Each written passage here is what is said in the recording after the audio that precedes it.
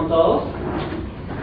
En primer lugar, quiero dar un agradecimiento muy especial al CELUNE por haber organizado este evento, por promover este desafío intelectual en la universidad. Universidad significa sitio de saber universal. Es el espacio de la sociedad donde debemos tener la posibilidad y la oportunidad de discutir sobre todo. Pero las discusiones siempre deben ser dentro del ámbito de la razón. La universidad busca ilustrar a la sociedad por medio de la razón. En ese sentido, la posición teísta que estoy presentando aquí en un ámbito universitario va a ser presentada dentro de ese esquema filosófico racional, pudiendo ser debatido, claro está, por los panelistas o quien pueda estar en desacuerdo con la postura. Pues bien, el título de esta conferencia es Dios no existe, refutación de los principales argumentos ateos. Y ahí salta a la vista la pregunta, ¿por qué los ateos tienen que dar argumentos? Y se esgrimirá el socorrido argumento de la carga de la prueba. El ateo dirá, no, los ateos no tenemos que dar ningún argumento para probar que Dios no existe. Es el teísta el que tiene que dar los argumentos para demostrar la existencia de Dios. Y si el teísta no puede probarlo, por tanto Dios no existe. Esa es una postura errada en términos lógicos. Si ustedes revisan Wikipedia, en Wikipedia existe la lista de las falacias lógicas. Una de esas falacias se llama falacia ad ignoratiam. La falacia ad ignoratiam consiste en inferir que una postura es cierta porque no se ha podido demostrar su contrario. Es una falacia porque la existencia o inexistencia de las cosas o la realidad de las cosas es independiente de nuestro conocimiento. Ejemplo, imagínense que yo les quisiera dar evidencia de que existe vida inteligente en otros planetas, de que existen extraterrestres. Y yo les comienzo a dar la evidencia, pero ustedes entienden que mi evidencia no es lo suficientemente consistente. ¿Los faculta eso a inferir, en términos lógicos, que de ningún modo hay vida en otro planeta? No. Lo único que pueden inferir es que no tenemos conocimientos suficientes para saber si hay vida en otros planetas. Como yo no les doy razones suficientes, tal vez ustedes asuman una especie de agnosticismo con respecto a la vida en otros planetas. O sea, uno dirá, bueno, no sé mi actual estado de conocimiento, ¿no? Y me queda en incertidumbre, reservo mi juicio. Pero ¿qué pasaría si alguno de ustedes o yo mismo hiciera una afirmación tan categórica como decir no existe vida en otros planetas? Si alguien hace una afirmación tan categórica como eso, no está negando la creencia en vida en otros planetas, cosa que la podría hacer como un agnóstico con respecto a los marcianos, sino está negando la existencia misma, la posibilidad de existencia. Esta sí es una afirmación muy fuerte y seria. Si yo les digo es imposible que exista vida en otros planetas, automáticamente ustedes van a tender a preguntarme por qué yo hago un juicio tan fuerte. Una cosa es que yo no tenga suficiente evidencia que me convence que hay vida en otros planetas, y otra cosa distinta que yo esté facultado de afirmar que esta no existe. Entonces, a falta de argumentos teístas, porque mi exposición no se va a centrar en los argumentos teístas, sino en la crítica de los argumentos ateos, a falta de argumentos teístas, no nos queda el ateísmo, no nos queda la posición de que Dios no existe. Lo que nos queda es el agnosticismo. No tenemos razones ni para sí ni para no. En ese sentido, si uno quiere dar un paso hacia el ateísmo, tiene que dar argumentos positivos para probar que Dios no existe. De hecho, muchos filósofos son conscientes de este aspecto que yo estoy mencionando. Hay filósofos ateos que han buscado construir argumentos específicos para demostrar que Dios no existe. Ahora bien, ¿por qué estos filósofos se empeñan en construir este tipo de argumentos? No podrían ellos únicamente decir, no, ningún teísta ha demostrado que Dios puede existir, por tanto no existe. No, son conscientes de que es necesario un paso lógico adicional. Sin embargo, la filósofa objetivista Ayn Rand explicará, no, es que tú no puedes pedir que se pruebe un negativo, tú no puedes pedir que se pruebe la inexistencia de algo, porque eso es imposible. Eso muestra un pobre conocimiento de la filosofía. Sí existen métodos filosóficos para probar la inexistencia de ciertas cosas. Uno de los métodos más importantes es el método de reducción al absurdo. El método de reducción al absurdo consiste en asumir la veracidad de una proposición y demostrar que si asumimos esta posición como cierta, va a llevar a un esquema contradictorio. Y las contradicciones simplemente no pueden existir en términos lógicos. Les voy a poner un ejemplo. ¿Cómo me demuestras la inexistencia de un círculo cuadrado? Uno dirá, oh, es imposible demostrar la inexistencia de un círculo cuadrado. No, se puede hacer por el método de reducción al absurdo. Parte del concepto de lo que es un cuadrado, bien demarcado, y si un cuadrado existiera, debe tener las siguientes características. Y si un círculo existiera, debe tener las siguientes características. ¿Podría existir un círculo cuadrado? No, implica una contradicción en sí mismo. Entonces, este es un método para refutar la existencia de algo. Los círculos cuadrados no existen, implican una contradicción lógica que no puede subsistir. En ese sentido, los filósofos ateos, algunos, han construido argumentos que pretenden mostrar una contradicción lógica en el concepto mismo de Dios, en que si Dios existe, implica una contradicción y por tanto no puede existir tal ser. Voy a tratar algunos de esos argumentos, he seleccionado 5 que me parecen bastante relevantes. Primer argumento ateo: un ser perfecto no pudo haber creado lo imperfecto. Básicamente se dice lo siguiente: si Dios existe, es el creador del universo y también es perfecto. Premisa 1. Premisa 2. Pero el universo es imperfecto. Premisa 3. Debe haber una relación necesaria, exacta, matemática, entre el creador y su obra, entre creador y creación. 4. Si tú combinas 2 con 3, se infiere que Dios debe ser imperfecto. Si la relación entre Dios y la creación es directa y el universo es imperfecto, Dios debe ser imperfecto. Pero Dios no puede ser imperfecto. 5, por lo tanto, Dios no existe. Bien, con respecto a este argumento, hay que decir que comete la llamada falacia de equívoco, que consiste en utilizar un término de modo engañoso fuera de su contexto filosófico correcto. No hay pruebas suficientes para afirmar que el universo es imperfecto en sí mismo. La imperfección absoluta es algo que no puede concebirse fuera de cierta concepción de perfección del ser, al menos a un nivel básico. Entonces, Santo Tomás de Aquino dice: algo es perfecto en la medida en que está en acto. El universo es totalmente imperfecto. Si el universo fuera totalmente imperfecto, tendría que estar totalmente en potencia, cosa que no es así porque despliega cierto tipo de actualidad. Pero el universo es acto puro, tampoco, no está, se sigue desplegando, está en movimiento.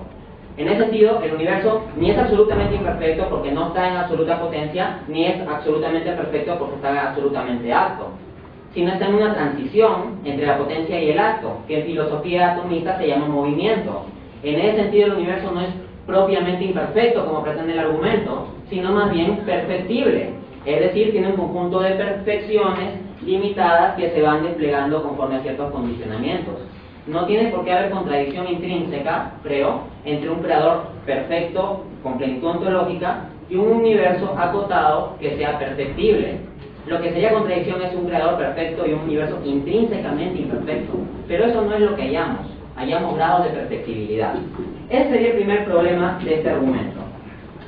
El segundo problema del primer argumento ateo es la premisa 3. No es cierto que haya una relación necesaria entre el creador y su creación, que sea una relación cuasi matemática, como pretende el pensador ateo francés Sébastien Faure. ¿Por qué razón? Porque la creación no es una emanación de la esencia de Dios. No es que Dios saca de su esencia la creación. La doctrina teísta plantea que la creación es ex nihilo, de la nada, es contingente. Dios no lo saca de su propio ser necesario, lo crea por un acto libre, no por necesidad. Entonces, ese supuesto de que tiene que haber una relación ontológica necesaria entre el creador y la creación es falso, porque el creador es subsistente y la creación es contingente. Entonces, ahí hay una falacia de categoría. Por lo tanto, creo que este argumento ateo se quiebra. El segundo argumento ateo que se esgrime es que un ser activo y necesario no puede haber estado inactivo e inútil. Se dice lo siguiente: la acción de Dios se manifiesta a través de la creación. Es gracias a la creación que sabemos que Dios es un ser activo y necesario. Si ello es así, continúa el razonamiento ateo, antes de la creación Dios tuvo que haber sido inactivo e inútil. Pero un Dios inactivo e inútil no puede ser Dios. Es contradictorio. Por lo tanto, Dios no existe. En primer lugar, este argumento comete una grave falacia non sequitur. No se sigue. Del hecho de que tú no puedas verificar un hecho, no se sigue que este hecho no haya ocurrido. Del hecho de que el hombre con su conocimiento limitado no pueda verificar qué estaba haciendo Dios antes de la creación, no se sigue que no haya estado haciendo nada. Por ejemplo, ustedes no saben en qué tipo de vehículo específico yo vine a esta conferencia. Pude haber venido en taxi, en automóvil particular, en combi, en burro, no sé. Sin embargo, el hecho de que ustedes no sepan exactamente en qué tipo de vehículo vine, no los faculta decir que yo no vine en ninguna clase de vehículo. Del mismo modo, el hecho de que el hombre no pueda conocer qué estaba haciendo Dios antes de la creación, no lo faculta automáticamente inferir que Dios no estaba haciendo nada, porque el hombre no es omnisciente. Este argumento ateo presupone omnisciencia humana, y eso es absurdo. De otro lado, hay que tener en cuenta que Dios, en el concepto teísta, es subsistente, es decir, es activo, un ser activo y necesario independientemente de la creación. No es necesario que Dios cree, la creación es creada como contingente, por un acto libre. Eso es lo que plantea el modelo teísta. Dios, siendo la perfección plena, como diría Tomás de Aquino, tiene que estar en acto puro. En el teísmo se plantea que Dios es un ser personal, en el teísmo clásico. Tiene intelecto, inteligencia y voluntad. Si Dios es el único ser en su eternidad, ¿estará haciendo algo? Claro, si el intelecto está en acto puro, está conociéndose plenamente a sí mismo. Y si la voluntad está en acto puro, está amándose plenamente a sí mismo. Entonces, independientemente de la creación, Dios está en un acto puro pleno de su intelecto y su voluntad, amándose y conociéndose. Y de hecho la doctrina de la Trinidad profundiza un poco más eso, pero como les dije, la discusión es filosófica y no teológica. Tercer argumento. El tercer argumento que se esgrime es que un ser inmutable no pudo haber creado. Se dice, Dios es un ser inmutable, Dios no puede cambiar. Pues bien, se dice, si Dios ha creado, entonces ha cambiado dos veces. Uno, cuando se le ocurrió crear, y dos, cuando tomó la decisión de efectivamente hacerlo. Pero si ha cambiado dos veces, ya no puede ser inmutable, porque inmutable es lo que no cambia. Por lo tanto, no puede haber un ser inmutable que sea el creador. Contradicción, por lo tanto, Dios no existe. En primer lugar, con respecto a este argumento, hay que señalar que no hay ningún tipo de mutación ontológica en Dios. El ser de Dios no depende de la creación, de la mutabilidad de la creación. Dios es pleno independientemente de lo creado, independientemente de si produce actos extraordinarios o particulares como la creación, porque Él es acto puro. Dios en su acto puro general puede voluntariamente producir un universo temporalmente acotado, no hay problema. Ejemplo para resaltar solo el nivel ontológico. Yo antes de venir a esta conferencia estuve un rato escribiendo en la computadora. Estuve realizando diferentes actos. ¿Pero soy un ser diferente? No, sigo siendo Dante Urbina. Entonces no hay un nivel de mutación ontológica. Pero uno podría objetar, no, es que la mutación no es ontológica, es operacional. En Dios hay un movimiento como en los seres contingentes. Eso también es falaz. ¿Por qué? Porque si un ser inmutable no puede haber creado, se concibe a Dios como un ser contingente desde el principio. Se piensa que Dios está aburrido, sentado en el cielo, y que en un momento dijo, oye, ¿y qué tal si creo algo? Y luego decidió hacerlo. Se ve a Dios como un ser enmarcado en el tiempo y contingente, pero el concepto teísta de Dios, correctamente formulado, es que Dios es un ser atemporal. Él no está en el transcurrir del tiempo o el movimiento como lo está lo material. Él no tiene esas imperfecciones. En ese sentido, hablar de un Dios aburrido, sentado, que de repente se le ocurrió crear y que por eso cambió, es un absurdo. Dios, estando en acto puro, puede tener la intención de crear en su voluntad y en su intelecto desde toda su eternidad, desde su existencia. Y el hecho de crear no lo cambia a Él. Lo que cambia es el ser de la creación, que viene a ser contingente y con movimiento. Bien, entonces ese sería el tercer argumento. Cuarto argumento, se dice no puede haber un creador antes del tiempo. Primera premisa, la ciencia ha demostrado que con el inicio del universo se inicia el tiempo. 2. Pero si Dios creó el universo, entonces de algún modo debe ser anterior al universo. 3. Entonces Dios debería ser anterior al tiempo. 4. Si eso es así, debería haber un tiempo antes del tiempo. 5. Eso es contradictorio, no puede haber un tiempo antes del tiempo. 6. Por lo tanto, Dios no existe. Este argumento comete una grave falacia de categoría. La noción de tiempo se aplica a los seres materiales. El tiempo, en la visión relacional de Leibniz, por ejemplo, tiene que ver con el movimiento de lo material, y nosotros los humanos lo entendemos intuitivamente. En los dibujitos animados, por ejemplo, cuando un personaje paraliza el tiempo, ¿qué pasa con el movimiento? Cesa el movimiento, y el único que puede moverse es el personaje que tiene la facultad de paralizar el tiempo.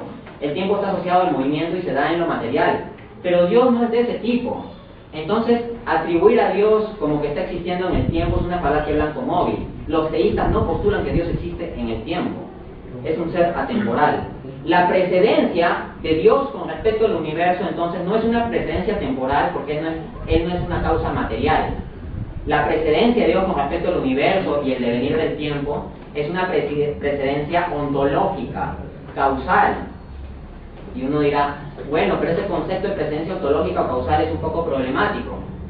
Sí, entiendo que es problemático porque estamos más acostumbrados a la percepción sensible de las cosas, de la materia que cambia en el tiempo. Y cuando nos imaginamos a Dios, lo imaginamos un poco en términos temporales, por nuestra misma imaginación. No obstante, a pesar de que eso sea un poco difícil de entender, no es implausible. En cambio, lo que sí es implausible es que de la nada surja algo. De la nada y por nada. Y si nosotros postulamos que el devenir de la materia y energía, que tiene un principio, vino de la nada y por nada, estamos pagando un precio muy alto con tal de mantener el ateísmo. No creo que deba pagarse el precio de la racionalidad con tal de mantener el ateísmo. Quinto y último argumento ateo. El argumento referido a la paradoja de la omnipotencia. Tal vez algunos lo han visto en Wikipedia o formulado en otro sitio. Se lo formula con el ejemplo de la roca, ¿no? Se dice, si Dios es omnipotente, puede crear una piedra tan pero tan grande que ni Él mismo la pueda levantar. Si sí puede crearla, entonces ya no es omnipotente, porque no podría levantarla. Y si no puede crearla, entonces ya no es omnipotente, porque tiene la imposibilidad de crearla. No importa la alternativa que elijas, te das cuenta que Dios no es omnipotente. Pero Dios tiene que ser omnipotente, no puede haber un omnipotente no omnipotente. Contradicción, por lo tanto, Dios no existe. Pues bien, este argumento comete una grave falacia de blanco-móvil en su premisa inicial implícita. La falacia de blanco-móvil consiste en atribuirle a una postura algo que en realidad esa postura no sostiene. Los teístas no dicen que Dios puede hacer cualquier cosa, como que pueda realizar absurdos. El concepto de omnipotencia, etimológicamente bien entendido, no significa hacer cualquier cosa. El concepto de omnipotencia significa posesión en el ser total del poder. En ese sentido, por el mismo hecho de ser omnipotente, como había señalado San Agustín, Dios tiene ciertas imposibilidades. ¿Qué cosas no puede Dios? Dios no puede enfermarse, Dios no puede dejar de existir, Dios no puede olvidarse cosas, Dios no puede pecar, Dios no puede cansarse. ¿Significa eso que Dios no es omnipotente? No, justamente por ser omnipotente, por tener la plenitud del poder, es que no puede hacer estas cosas. Porque estas cosas, en lugar de ser una manifestación del poder, son manifestaciones de deficiencias del poder. Por otra parte, yendo al ejemplo de la roca, en términos lógicos simplificados, si queremos ponerlos en proporciones PQ, lo que quiere decirnos esto es si Dios podría no poder. O sea, le pedimos a Dios que viole el principio de no contradicción, que haga algo intrínsecamente contradictorio y absurdo.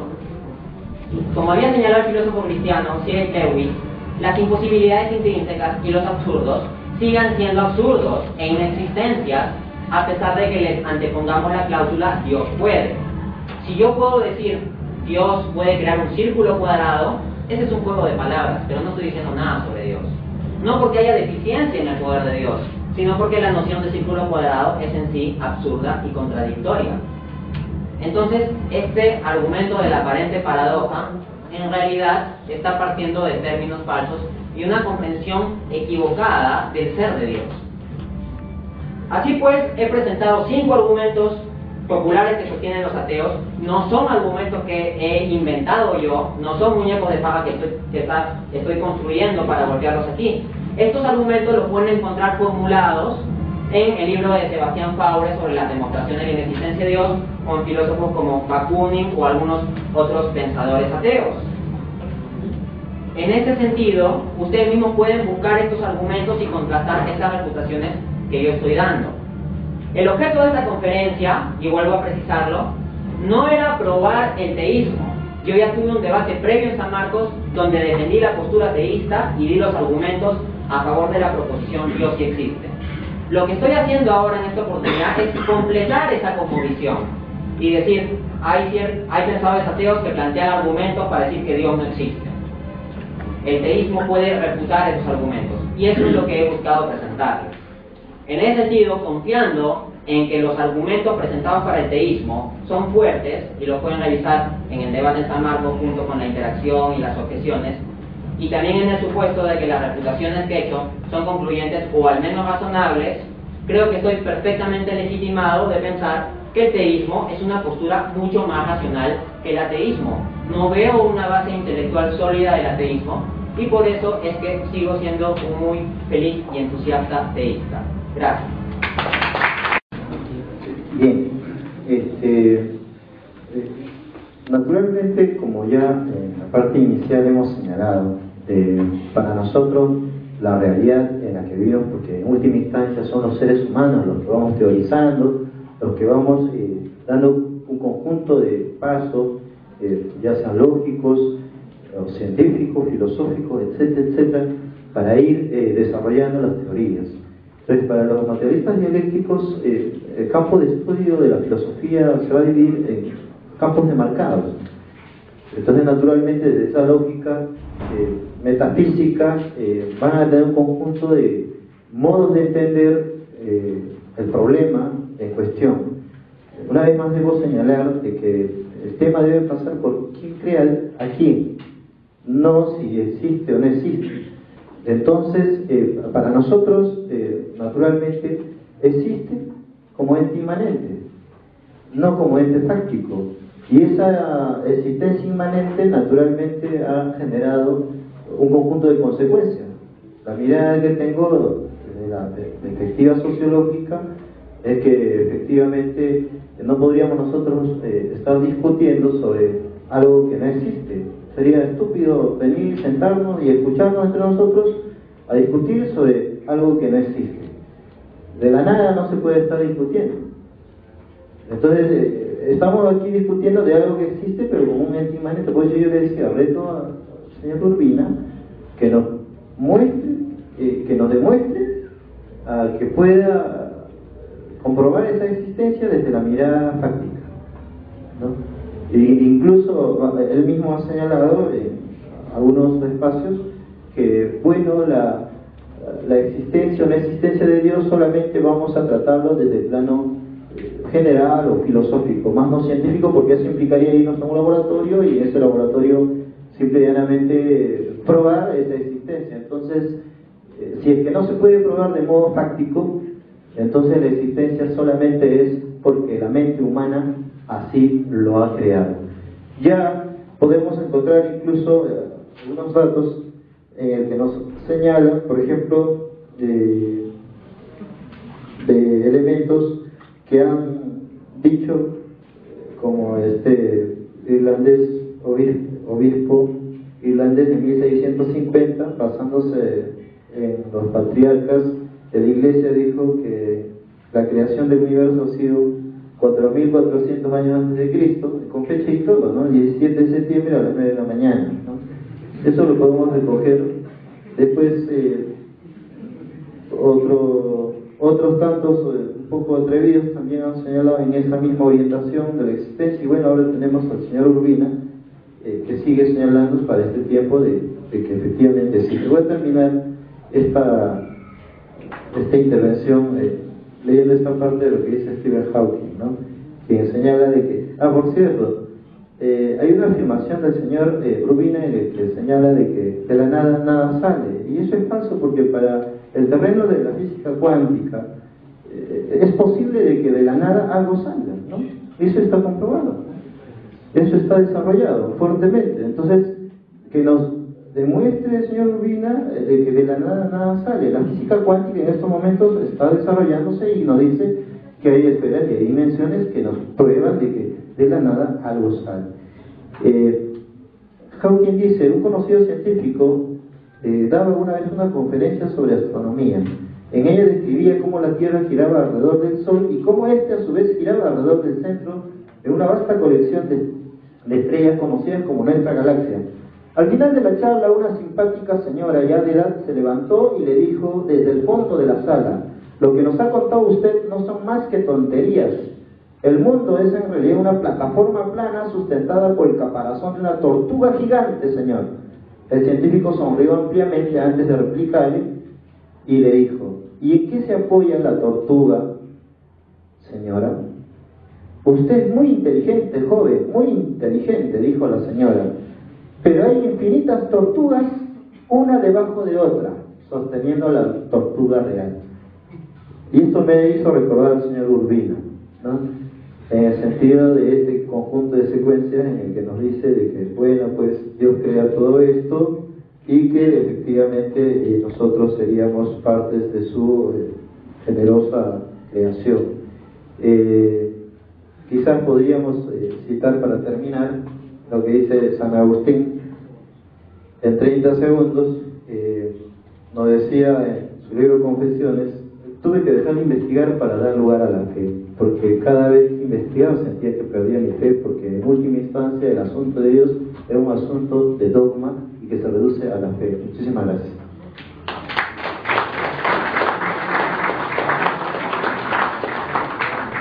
Bien, a ver. Pediría, por favor, a los ponentes centrarse en el argumento a rescatar. Yo creo que todas las cuestiones que están alrededor de ese argumento, yo creo que es más grande perfectamente después la pueda refutar con una conclusión de o al final del derecho. Pero por favor, los argumentos específicos para el entorno y al final del debate y conclusión de ideas. Gracias. A continuación, el profesor Tomás Cinto, la refutación del punto del ponente de la turbina. Bien, sí, en primer lugar, señalar que es curioso, ¿no?, que no se haya tocado tantos puntos específicos de mi exposición. O sea, si mi postura es débil, varios puntos debieron ser machetados en esta primera intervención, ¿no? Bueno, encuentro que el profesor Ochoa cae gravemente en una falacia de petición de principio. La falacia de petición de principio consiste en presuponer desde ya que la postura de nada es falsa como primera premisa. El presupuesto implícito del profesor Ochoa en toda su argumentación es: o un ente es fáctico, material o observable, o es una idea de la mente. Entonces da esas dos posibilidades, y si Dios no puede ser un ente fáctico, material o observable, por lo tanto es solo una idea de la mente. Es falacia de petición de principio porque desde ya elimina la posibilidad de que Dios sea una entidad real independiente de la mente. No se está argumentando, simplemente se está poniendo sobre la mesa y se me quiere encerrar en ese marco de referencia, un poco lo que mencionaba el profesor Chávez. En ese sentido también se comete pues una falacia de falsa dicotomía, ¿no? Se dice, el tema es quién crea a quién, Dios crea al hombre o el hombre crea a Dios, y se dice, el hombre en su devenir histórico ha creado a Dios. Rigurosamente no podemos hacer esa afirmación. Lo que se puede afirmar en términos rigurosos es que el hombre a lo largo de su historia ha creado la idea de Dios. Es falacia y petición de principio pensar que Dios no es más que una idea o más que la idea de Dios. Entonces no se está interactuando con mis argumentos, simplemente se está prejuiciando: ah, no, eso es idealismo, eso no existe y punto. Y de hecho el profesor Ochoa comienza su discurso diciendo: para los materialistas la cuestión está resuelta, Dios no existe. Bueno, yo podría comenzar mi discurso diciendo: para los creyentes, los teístas, la cuestión está resuelta, Dios sí existe. Son peticiones de principio, hay que interactuar con los propios argumentos. Por otro lado, se me pide, le reto a que muestre una prueba fáctica de Dios. He definido correctamente en el teísmo filosófico a Dios como un ser inmaterial y atemporal. Lo fáctico está definido como aquello que está en el marco de espacio y tiempo. En ese sentido yo devolvería el reto al profesor Ochoa diciéndole: profesor Ochoa, muéstreme un centímetro, no cúbico, sino unidimensional de agua. Si no puede mostrarme un centímetro unidimensional de agua, el agua no existe. Exacto, eso ilustra mi punto. Justo esa es la falacia que se comete cuando se pide dame una respuesta, una demostración material de lo intrínsecamente inmaterial. El profesor identificó correctamente que se trata de una falacia. Bien, luego se han citado algunos argumentos como de reducción al absurdo. En ningún momento yo he sostenido que en base a los cálculos de la Biblia el universo se creó hace 440 millones de años o 4.400 millones de años. Es un argumento exógeno al debate. Yo no tengo por qué aceptar la postura creacionista, esa es una postura de ciertas iglesias evangélicas. Yo no sostengo ese tipo de teología. Luego cita el ejemplo de Stephen Hawking, ¿no? Del inicio del libro, la primera página del libro Historia del Tiempo, ¿no? Un libro muy famoso. La señora dice, todo el mundo está sostenido por una tortuga. Y entonces el señor dice, ¿sobre qué es esa tortuga? El científico, sobre otra tortuga, y así y hay infinitas tortugas. El señor Ochoa dice que ese argumento de la señora le hace recordar a mí. Pero yo postulo lo contrario de lo que dice la señora. Si ustedes ven mi debate en San Marcos, yo no dije que había una cadena infinita de dependencia ontológica de seres contingentes como la tortuga para llegar al mundo. Lo que dije es que la cadena era finita y que había un ser subsistente que lo fundamentaba. Un ser que era inmaterial, atemporal. No estoy fundamentando la cosa en tortugas ni aceptando la existencia de cadenas infinitas como hace la señora que cita el libro de Stephen Hawking. Finalmente, con respecto a la cita de San Agustín, se está sacando de contexto. Hay que entender esto en la experiencia espiritual de San Agustín. San Agustín era un hombre que vivió mucho en medio de los placeres de la carne y era un hombre que por medio de sus conocimientos se hundía en la soberbia. Le gustaba mostrar siempre que era mejor que los otros en sus conocimientos.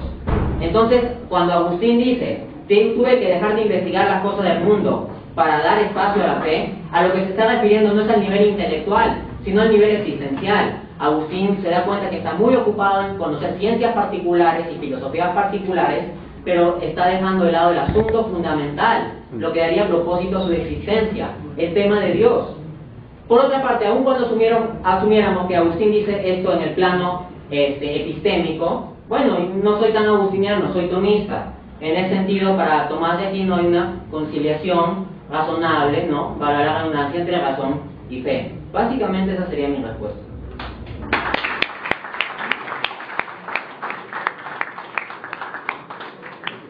continuación, el profesor Tomás Silva presentará el argumento número 2, individuo por el ponente anterior. Bien, muy bien, gracias. A mí me han pedido que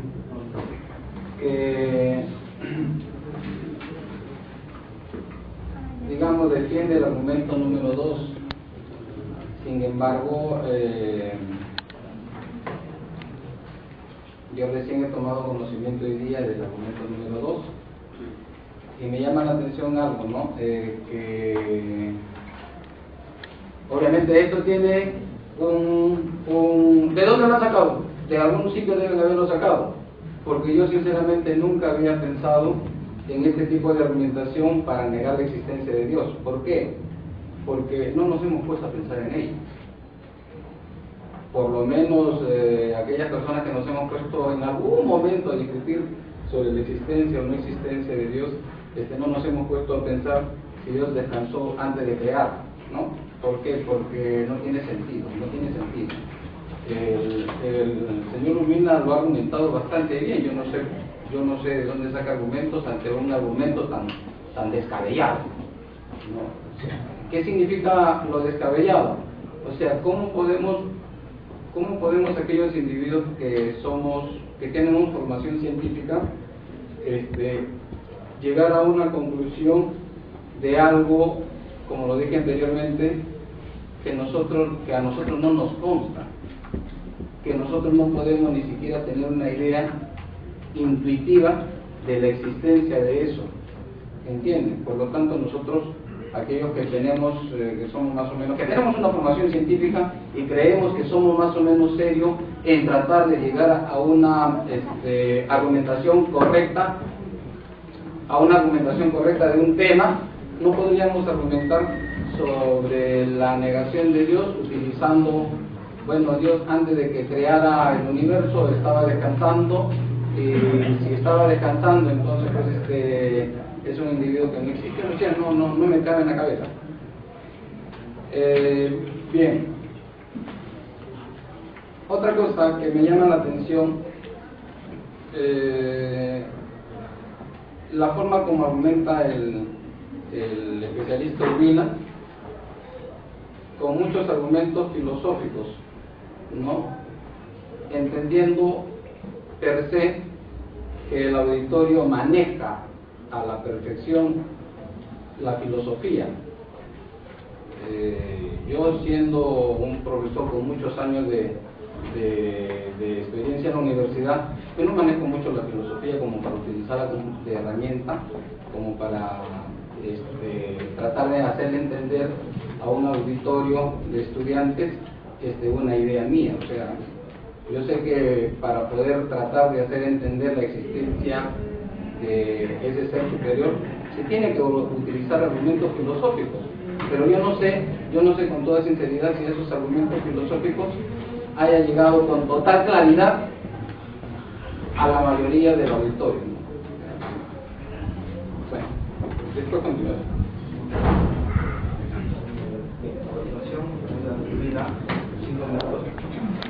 Bien, acá yo quiero señalar que es muy importante distinguir el nivel epistémico del ontológico, distinguir las limitaciones metodológicas de los estudios de las cuestiones sobre el ser.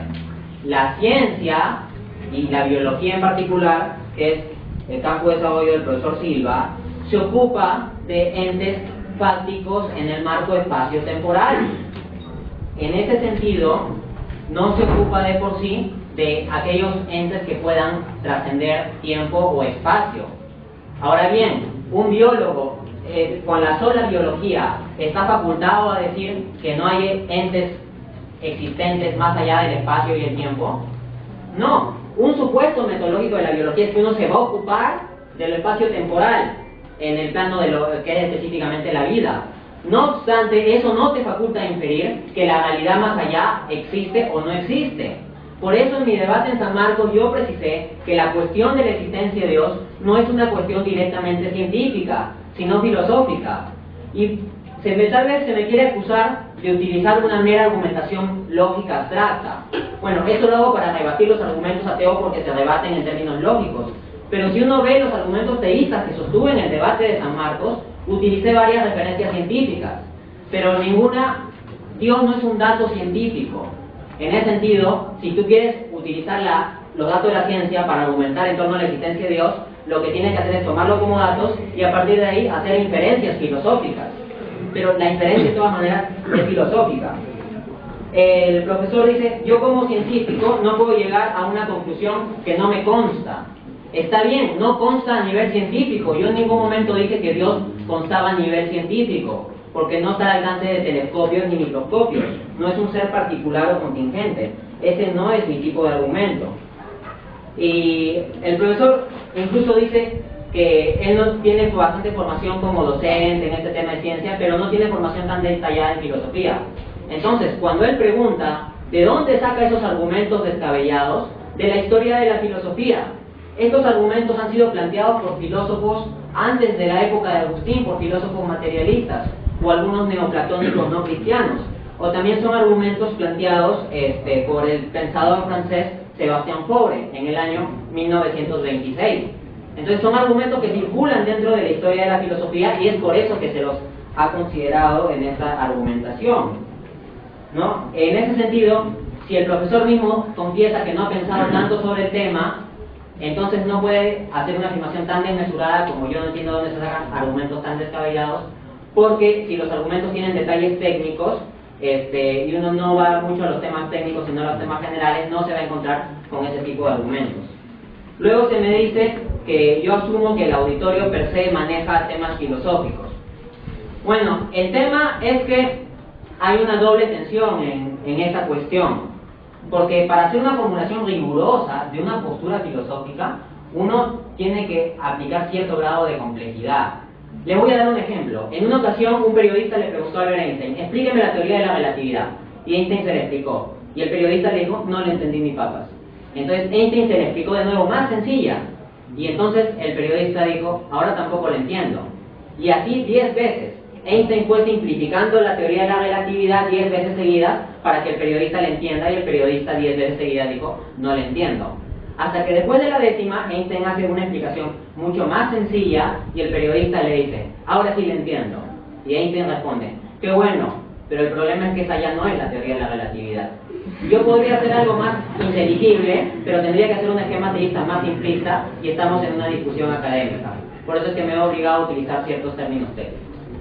Gracias.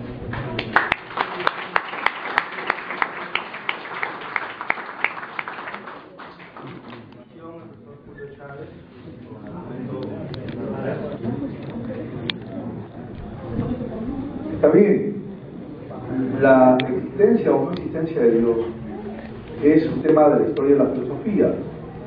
Primero estuvo a cargo de los teólogos, ¿no? Hasta finales de la Edad Media, el tema de la existencia de Dios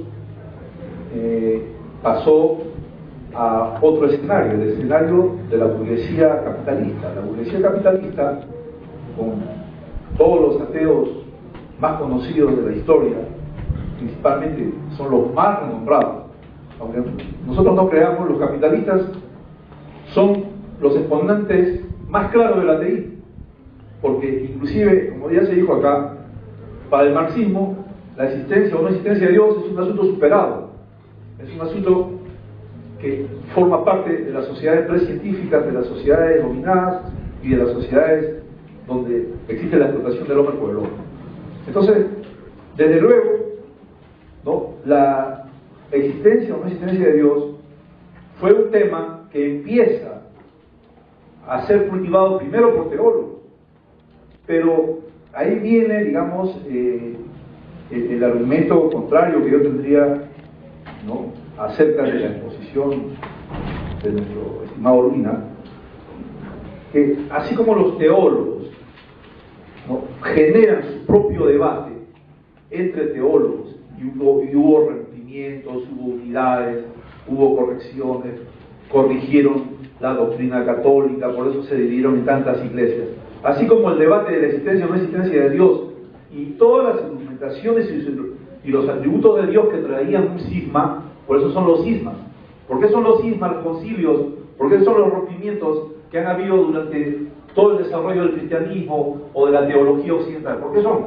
Porque no han estado de acuerdo con un argumento, con un atributo, con que hubo algo antes de la creación. Si hubo algo antes de la creación, algunos paganos decían no, creemos en Dios, pero siempre y cuando se diga que hubo un universo preexistente. Entonces, anda formando iglesia, y eran arrojados de la iglesia, y al final se decantó una versión, se destiló una versión de la existencia de Dios, que es la que nos ha trasladado al catolicismo. Pero bueno, acá también Urbina nos ha dicho, no, yo no soy teólogo, yo solamente soy teísta. En realidad, no nos podemos desprender de los argumentos teológicos, pero tampoco Urbina sitúa, y con eso también insisto, en que él ha situado todo su discurso en un universo, y todas las cosas tienen coherencia dentro de su universo epistémico. Él, por ejemplo, no ha situado el debate en términos de las teorías físicas, que son las que más autoridad tienen en este momento para hablar sobre la existencia o no existencia de Dios. Porque si estamos hablando aquí de facticidad, estamos hablando de pruebas empíricas, y estamos hablando de Dios en términos científicos y reales, entonces tenemos que o ser físicos, o ser matemáticos, o ser cosmólogos, o ser filósofos. Porque los filósofos también tienen su propia argumentación, que no es la argumentación que está haciendo el señor Urbina. El señor Urbina tiene una argumentación muy propia, muy sui generis, que yo recién también veo que se está renovando el teísmo desde un punto de vista, digamos, lógico. Descartes mismo dice, Dios es una sustancia, y eso no lo aceptan los católicos. Descartes mismo tiene su visión teológica, como el Leibniz también, pero ese es el debate entre filósofos. Entonces, la teoría de la creación, la teoría de la inmutabilidad, ¿cómo la conceptuamos nosotros? La teoría de la inmutabilidad la debatimos y la situamos en un marco de referencia lógico o en un marco de referencia obedeciendo a leyes científicas que gobiernan nuestro universo. Porque si nosotros no aceptamos una concepción científica del mundo, no aceptamos que el mundo tiene leyes, no porque lo digo yo, sino porque lo dicen los resultados de las experimentaciones científicas, y creo que el hombre moderno, el hombre racionalmente, como se dijo acá, si no iríamos contra toda racionalidad. Aceptar que hay leyes del universo significa situarnos en ese debate. Y ese debate no entra en esta aporía, no entra en esta paradoja, ni en este paro ordenado de opuestos que la creación tuvo dos veces, y tuvo dos veces un acto de creación, entonces porque la primera vez no fue creado, y entonces sí fue creado. Yo creo que en esa argumentación no nos convence, más que acústicamente es impresionante, pero yo creo que racionalmente hay que basarnos en los resultados que la humanidad y la ciencia ha creado, y eso va directamente contra el argumento 4, que se basa en el universo, pero que no se ha expuesto ninguna teoría física aquí, ni cuál es el debate entre los físicos sobre la existencia de Dios. Ayer mismo llegó a mi correo también, con cuál termino, una noticia sobre un físico japonés que demuestra la existencia de Dios con su propia teoría física. Y eso nos llegó de la PERAT, que debe conocerlo, de la Asociación Peruana de Ateos. Bueno, gracias. A ver, creo que he venido un debate serio con condiciones claras, se han fijado tiempos y yo estoy dando mis respuestas en ese tiempo. Yo podría precisar muchas más cuestiones, hacer que los términos filosóficos sean más inteligibles para todos, pero requeriría más tiempo. Yo me estoy ciñendo a mi tiempo, espero que las intervenciones también se ciñan a sus tiempos correspondientes para argumentar en igualdad de condiciones. Bien, con respecto al tema de lo que ha mencionado el profesor Chávez, ¿no? Nos ha hecho un recuento histórico, ¿no? Dice, la cuestión de Dios primero fue asumida por los teólogos y luego los capitalistas han sido los que se han centrado en la cuestión de Dios. Entonces, ahí se quiere construir, se quiere contrabandear la siguiente asociación. Teísta igual capitalista. Si capitalismo burgués es malo, por lo tanto teísta es malo, maten al teísta. Si se quiere hacer ese tipo de argumentación, al menos sutilmente, es una falacia arreglo el bulto. Identificar como que toda postura teísta tiene que venir del capitalismo o querer asociarlo a eso para ya generar el rechazo implícito de esa postura. Yo soy perfectamente teísta sin tener que decir que todo en el capitalismo está bien o que el neoliberalismo es lo máximo. Mi profesión es economista y ustedes pueden ver en mi actividad pública y en videos que están colgados en YouTube críticas mías directas al capitalismo. Entonces, yo no tengo que ser burgués, capitalista, idealista para sostener el teísmo. Me baso en el realismo ontológico de Tomás de Aquino, no en posturas idealistas hegelianas o cosas de ese tipo. Luego, el profesor dice que hubo cismas, ¿no? O sea, si en las religiones, si tú no estás de acuerdo con tal proposición, vete y forma tu iglesia. Es curioso porque el profesor soterradamente hace un ejercicio igual, porque dice, los filósofos tienen una forma de argumentar, y bueno, pero esa no es la forma de argumentar que he visto en Urbina no está fuera de ese marco de referencia. Entonces es algo como los filósofos serios tenemos esta forma, y Urbina forma tu propia escuela filosófica. No se trata de eso, tenemos un marco de referencia y se pueden discutir las ideas dentro de ese esquema. Luego se dice que yo... dice, todas las cosas que él dice tienen coherencia en su marco epistémico. Ya, eso normal, ¿no? O sea, lo acepto porque una teoría, para ser cierta, requiere dos condiciones. Tener consistencia lógica, es decir, estar bien construida por dentro, y tener correlato fáctico, es decir, tener corresponderse con los hechos de la realidad.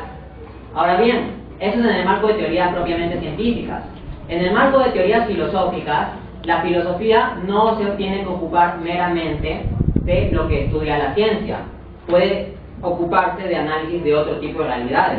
No estoy diciendo, ojo, que la filosofía tiene que aceptar la existencia de otro tipo de realidades, sino que la filosofía se puede plantear preguntas como ¿es posible otro tipo de realidad? Y demostrar que tal vez no es posible, como he citado algunos ejemplos al comienzo, ¿no? Entonces, sí hay marcos de referencia para discutir sobre estas cosas. Yo no estoy inventando mi propia racionalidad, estoy discutiendo en el marco general de racionalidad y lenguaje, utilizando los términos lógicos. Luego, el profesor me acusa de no haberme centrado en evidencias físicas. Aquí dos cosas.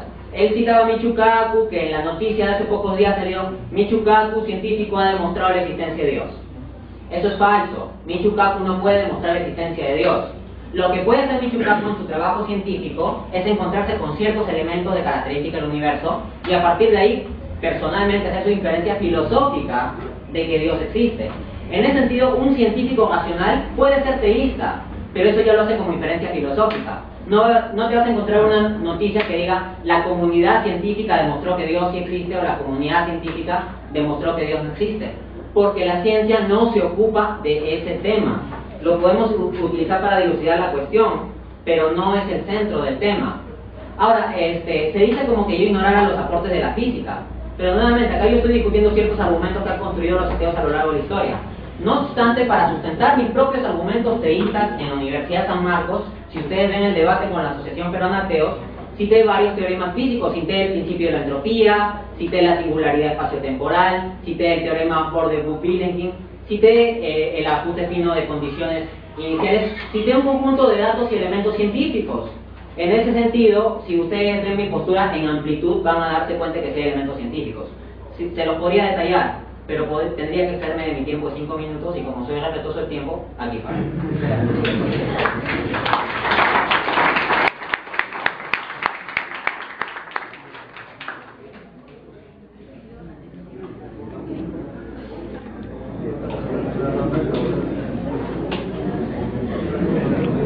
Su botella, que la pongo a un costado. A continuación, la tercera ronda tomará la primera intervención del profesor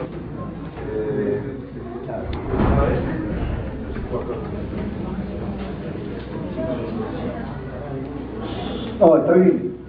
Creo que las cosas ya van desenvolviéndose.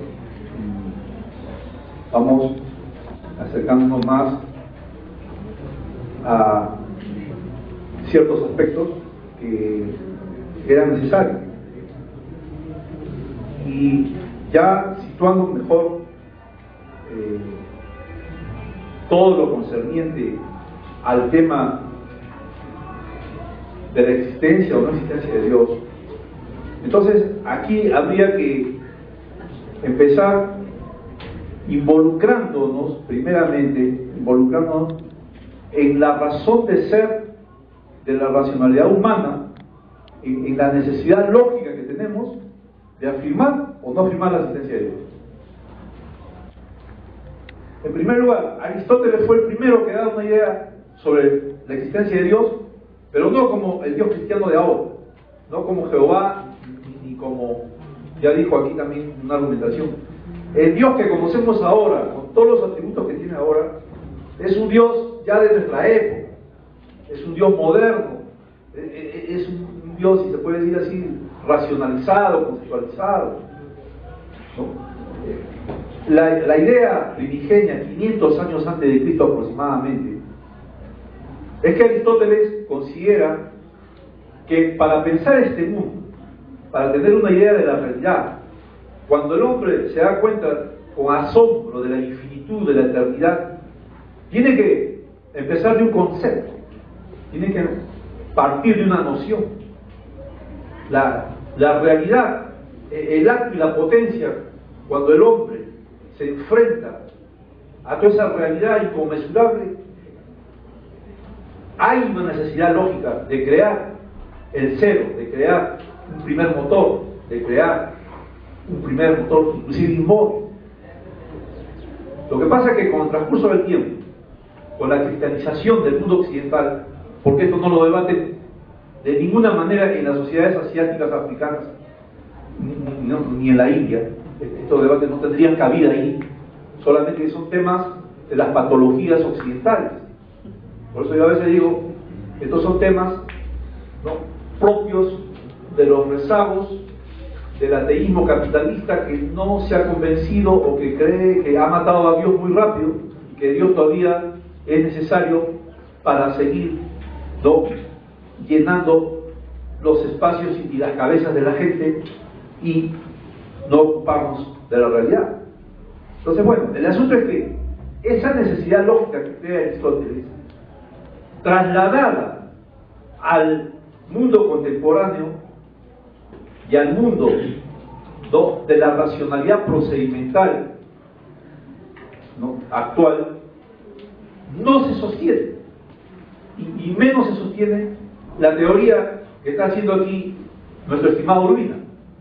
No se sostiene en el sentido de que cómo puede sostenerse un teísmo a partir de una conceptualización, de una racionalización de un ser que simplemente es una noción.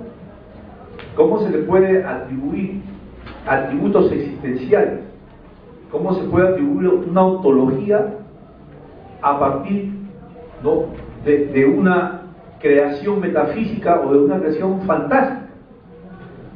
No es posible, digamos, crear un caballo alado, no es posible crear una serpiente de 9 cabezas, ¿no?, o no es posible crear dioses y más dioses, como los pueblos panteístas, como los pueblos, ¿no?, arcaicos, en momentos en que la racionalidad humana ha constatado que la misma lógica es la base de la ciencia y la misma lógica es la base de las argumentaciones para sostener los cálculos matemáticos, que son la base de los cálculos físicos y que son la base para mirar el universo y para sostener las teorías del universo.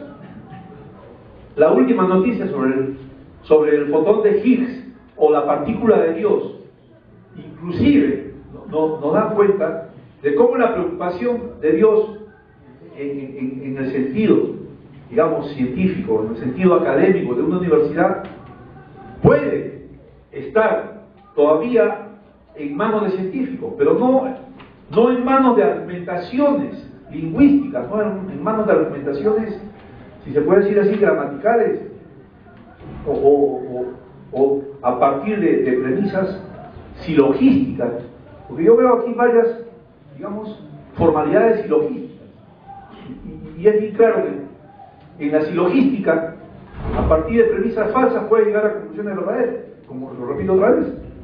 Por lo tanto, yo considero, ¿no?, que la construcción que ha hecho Urbina no se sostiene, en tanto que está buscando una argumentación que ni siquiera se compara a las 5 vías, a las 5 pruebas ontológicas que hizo Tomás de Aquino y San Anselmo en el siglo XIII. Ni siquiera, porque ellos todavía en sus argumentaciones se basaban en la realidad empírica. Pero aquí no, aquí el compañero Urbina está basándose en una argumentación solamente lingüística, solamente que forma parte de un lenguaje formalizado. Gracias. Bien.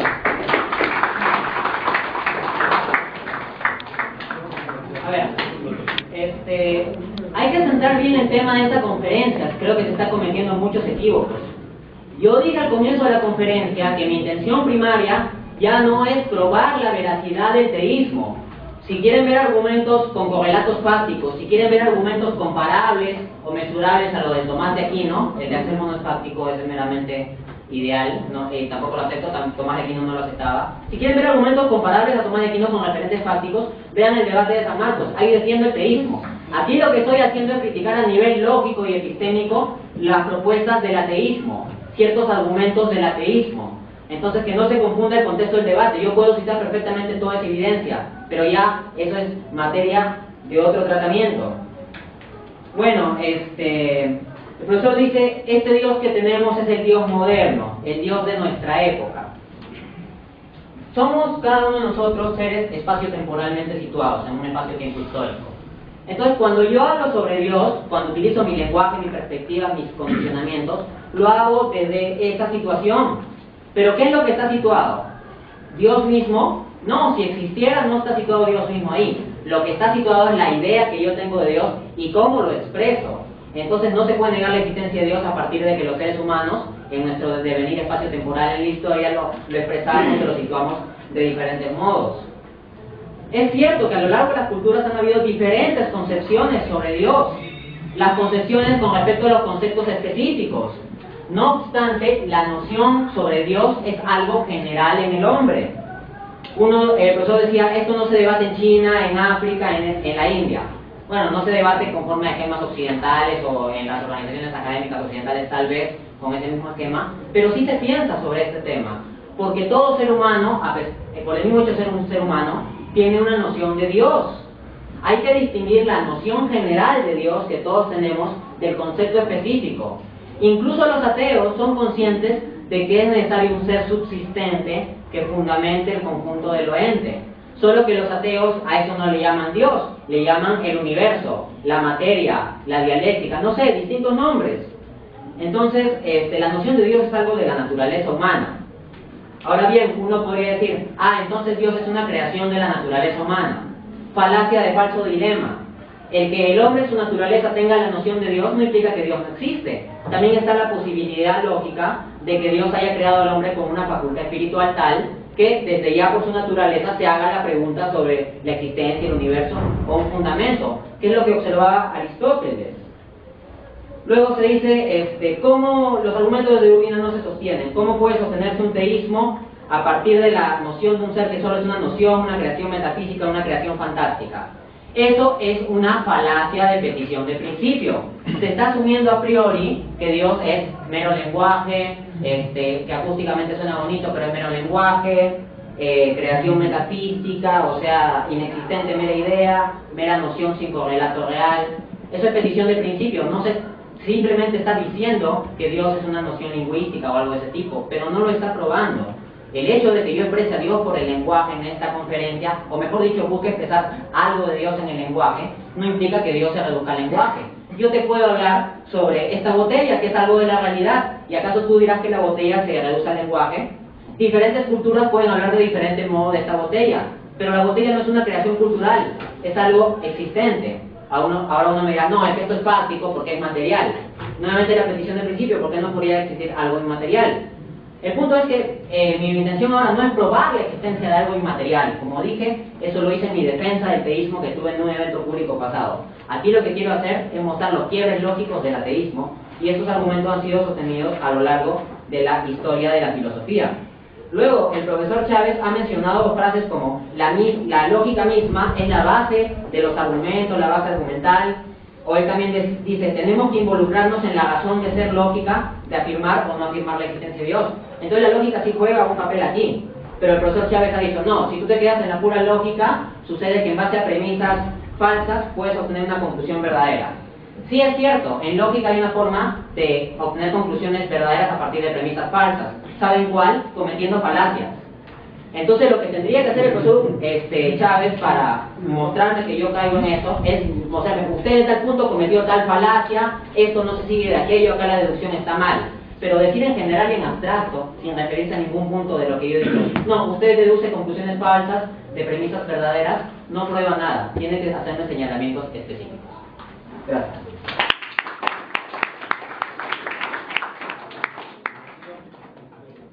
El último argumento en 5 minutos.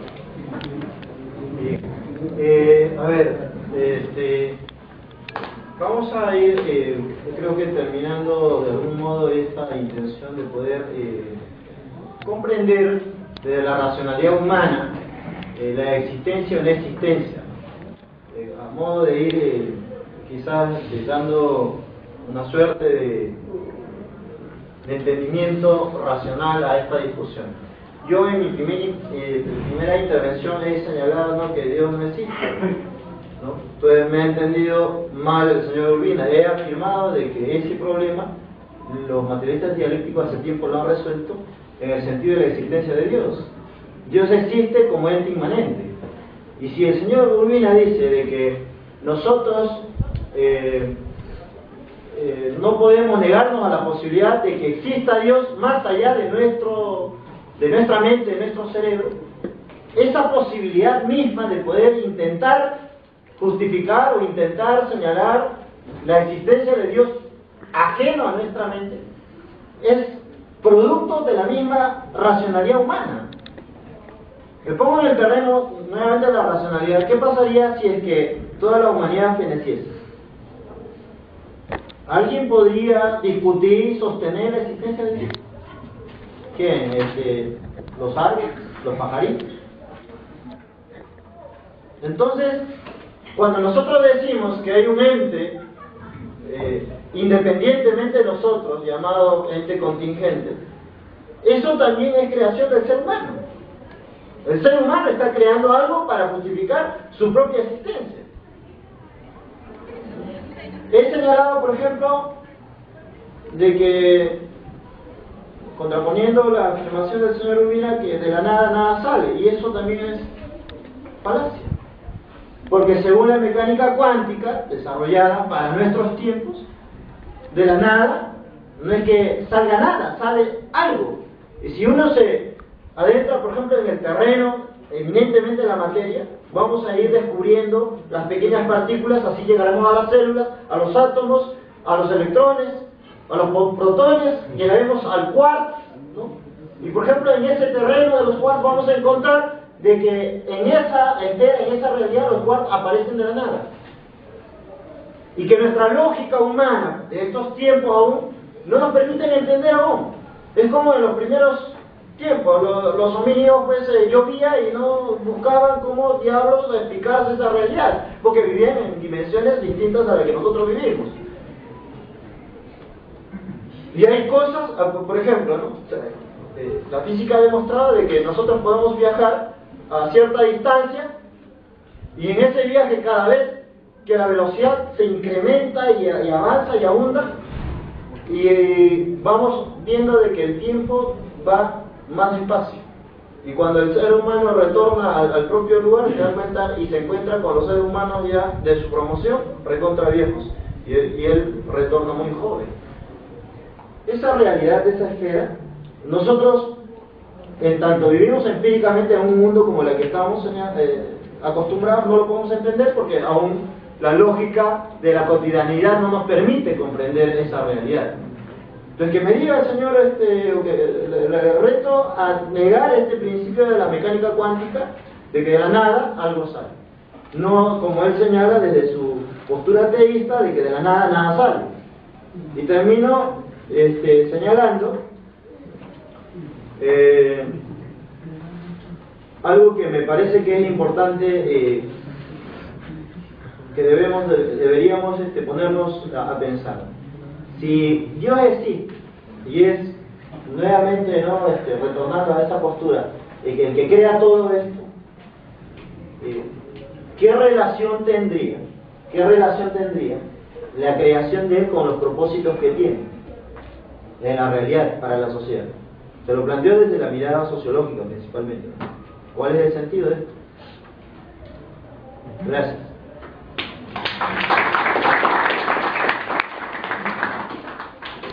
Parece que el señor Ochoa ha visto el debate que sostuvo en San Marcos con Arbaiza porque ha adoptado la metodología de lanzamiento de retos. Me gusta aceptar los retos, así que lo acepto. Dice, reto al señor Urbina a que demuestre este principio cuántico de que de la nada nada sale.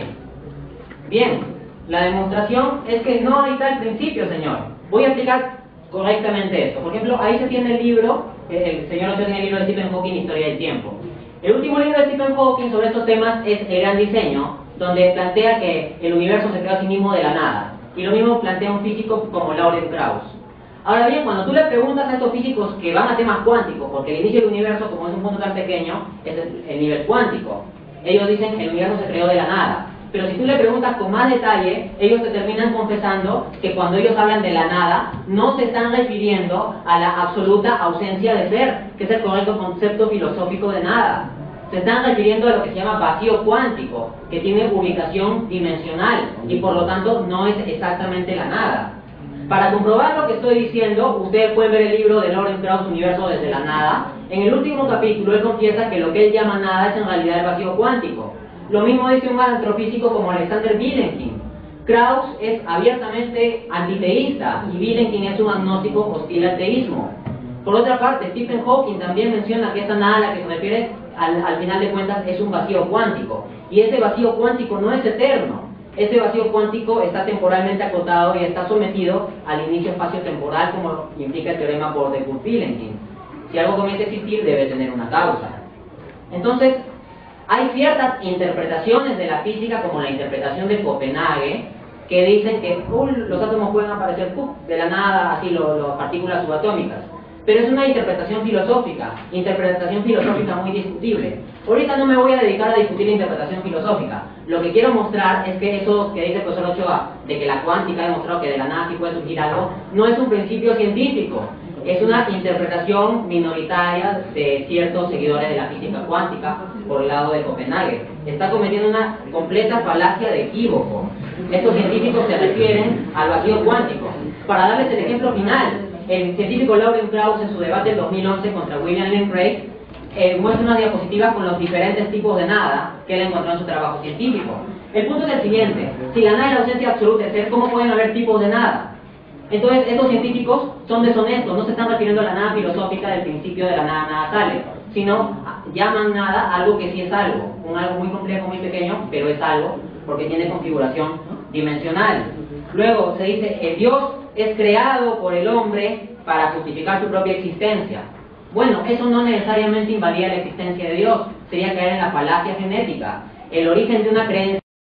Por ejemplo, yo puedo tirar una moneda, si sale cara, entonces estamos dentro del auditorio. Tiro la moneda y sale cara, por lo tanto estamos dentro del auditorio. La conclusión a la que llegué es cierta. Sí, estamos dentro del auditorio, pero mi método para arribar a esa conclusión es bueno. No, es malísimo, una tontería como lanzar una moneda. Pero evidencia lo siguiente: del hecho de que una creencia se genere de forma arbitraria, no se sigue que la creencia sea falsa. ¿A alguien le pudieron haber impuesto el ateísmo a la fuerza? ¿Significa eso que el ateísmo es falso? No, la existencia, la veracidad de una creencia es independiente de cómo surge esta creencia. También se comete la falacia y falsa dicotomía. Se dice, el hombre crea a Dios para justificar su propia existencia. Pero como ya dije, eso también puede ser plausible con el teísmo, que Dios crea al hombre como un espíritu que se haga este tipo de cuestionamientos. Al comienzo también, para terminar, el profesor Ochoa decía que yo había malinterpretado sus palabras, que él decía que los materialistas sí aceptaban la existencia de Dios como ente inmanente, o sea, como una idea que surge en el desarrollo material del hombre. No he malinterpretado sus palabras, porque si se lo asumen como ente inmanente, es meramente una idea sin correlato ontológico. En cambio, cuando yo sostengo la existencia de Dios, lo estoy sosteniendo con correlato ontológico. Estamos hablando de cosas distintas. En ese sentido, al nivel de lo que yo estoy hablando, la interpretación que he hecho de su discurso me parece pertinente. Finalmente, me lanzaba la pregunta: ¿qué relación tiene la creación de Dios con los propósitos de Dios? Bueno, sería muy complicado dar una respuesta detallada en un minuto. No obstante, yo apelo al principio de razón suficiente de Leibniz, que te dice que toda existencia tiene una razón de ser. En ese sentido, si algo existe y es contingente, se debe a alguna razón. Y Dios, siendo un ser con intelecto y voluntad, y prueba de esto lo pueden encontrar en el argumento cosmológico o en el argumento teleológico que sostuve en San Marcos, no lo digo porque sí, está sustentado ahí. Si Dios tiene ese tipo de cosas, puede tener intenciones cuando crea algo específico, y puede querer que haya criaturas racionales con espíritu que puedan llegar a conocerlo y con su libre albedrío elegir vivir propositivamente conforme a esa trascendencia. Gracias.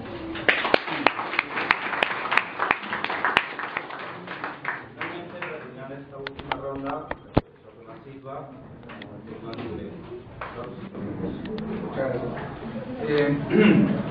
Una pequeña aclaración al invitado.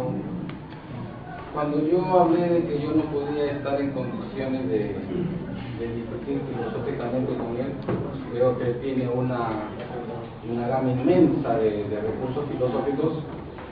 Yo no creo haber dado a entender de que yo haya dicho de que no había mucha literatura filosófica sobre el tema.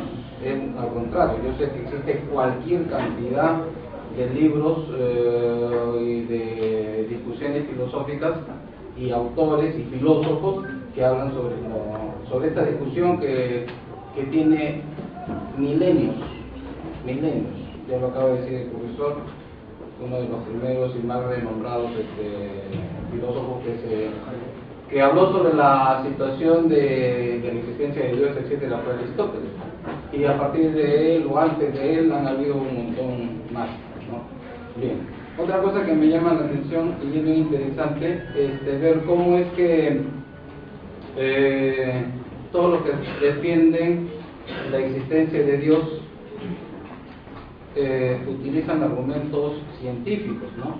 O sea, la necesidad de la necesidad de hacer uso de la ciencia para poder apoyar también esta idea, ¿no? El maestro nos acaba de hablar de que la nada es sinónimo del vacío cuántico, y a partir del vacío cuántico es que surgen todo lo que existe, ¿no?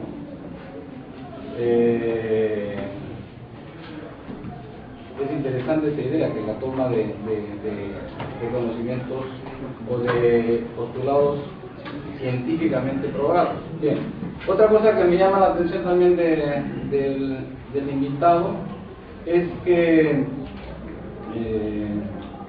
él dice: Dios está fuera de nosotros, independiente de la idea que nosotros tengamos de ella.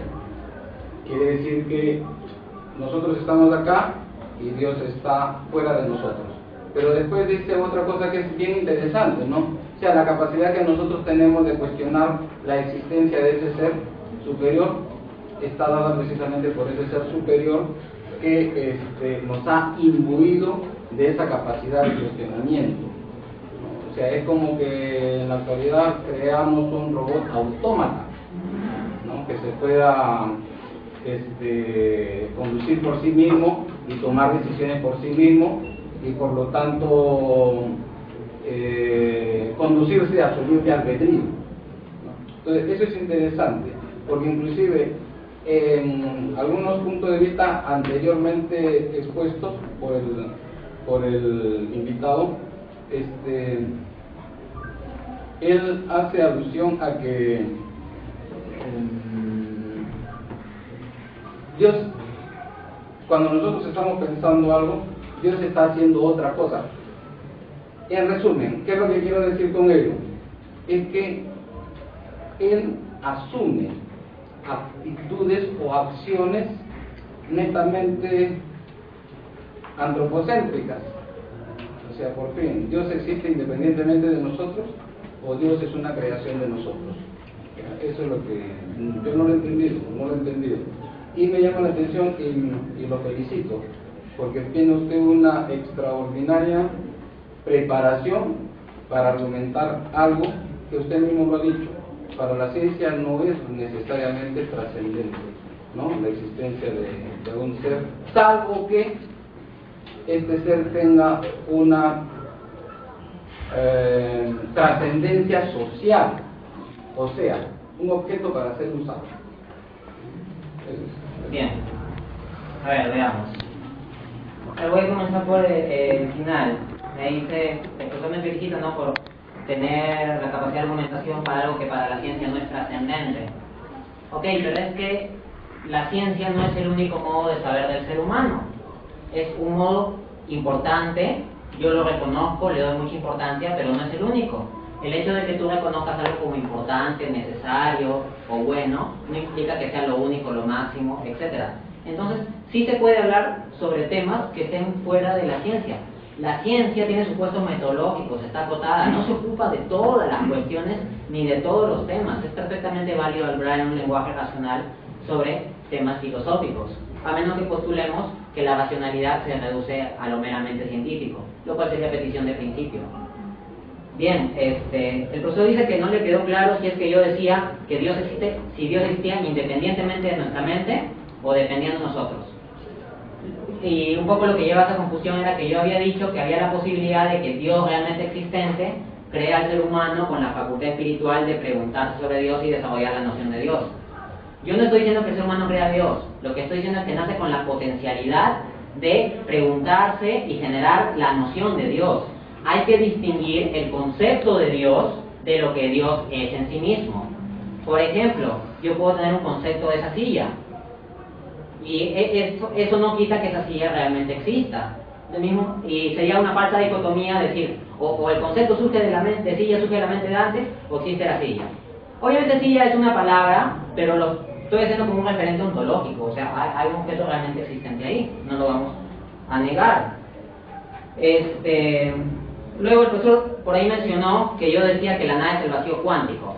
No exactamente. Lo que yo dije es que algunos científicos ateos han planteado que la nada es el vacío cuántico, pero mi opinión era que estos científicos utilizan mal el término nada. La nada es la ausencia absoluta de ser. En cambio, el vacío cuántico desde ya tiene una cierta configuración y por lo tanto no es ausencia absoluta de ser. Lo que decía entonces es que estos científicos le han llamado equivocadamente la nada, algo que no es la nada es la ausencia de ser. Y en el vacío cuántico hay un nivel mínimo de ser, al menos. Y la distancia entre el ser y el no ser, independientemente de cuán máximo o mínimo sea este ser, es infinita. Luego, el profesor menciona que le sorprende, ¿no?, que todos los que defienden argumentos sobre la existencia de Dios hacen uso de argumentos científicos. Esta fue la vía de que señaló Santo Tomás de Aquino y la que yo busqué seguir en mi debate en San Marcos. Partamos de lo que podemos ver y tocar. Yo no puedo ver y tocar a Dios, pero sí puedo ver y tocar esta botella. Yo me puedo preguntar, ¿esta botella es subsistente o contingente? Argumento de la contingencia. Me puedo preguntar, ¿el ordenamiento de esta botella? Me puedo preguntar sobre, ¿esta botella es eterna? Lo de la botella es un ejemplo burdo. Me estoy refiriendo a argumentos generales sobre el universo y ahí se dilucida conciencia. Eso es lo que yo estaba haciendo. Finalmente, el profesor dice que él no había mencionado que no hubiera literatura filosófica sobre el tema. Sí, es cierto, yo tampoco quería dar a entender como que el profesor dijera que no había literatura filosófica, sino lo que quería dar a entender era lo siguiente, que si no había un conocimiento detallado de toda la literatura filosófica, no se podía hacer de modo tan abierto, tan directo la pregunta y de dónde salieron esos argumentos, porque puede estar en esa literatura filosófica. Entonces, básicamente, yo quisiera invitarlos a abrirse a la posibilidad de que el teísmo sea una postura racional. Hoy día me he ocupado de la crítica del ateísmo y de ciertas críticas que se hacen en general al teísmo, de ciertas visiones sociológicas o epistémicas. Pero como les dije, en el debate en San Marcos pueden ver un aspecto complementario, y en ese sentido yo los animo a juzgar, yo los animo a abrir sus mentes, a debatir las ideas. Eleven su nivel intelectual, señores, eleven sus espíritus para elevar el nivel intelectual y el espíritu de esta universidad. Esta universidad se lo merece, y esta universidad la construyen ustedes. Que ese espíritu de mejorar, que ese espíritu de la excelencia académica, que ese espíritu de luchar por lo bueno, que ese espíritu de cambiar la injusticia del mundo en ocasiones, de luchar por ciertos ideales, no se apague. Pero para eso se necesita apertura intelectual, señor, y volver a los principios siempre. Si nosotros no reflexionamos sobre los principios de nuestro accionar, puede suceder que cuando accionemos en el campo político, económico, social, terminemos atentando contra aquello que nosotros mismos pretendíamos defender al comienzo. Entonces, abrámonos a una visión trascendente. Tal vez eso nos pueda dar una fuerza más especial para luchar por un mundo mejor y por una sociedad justa.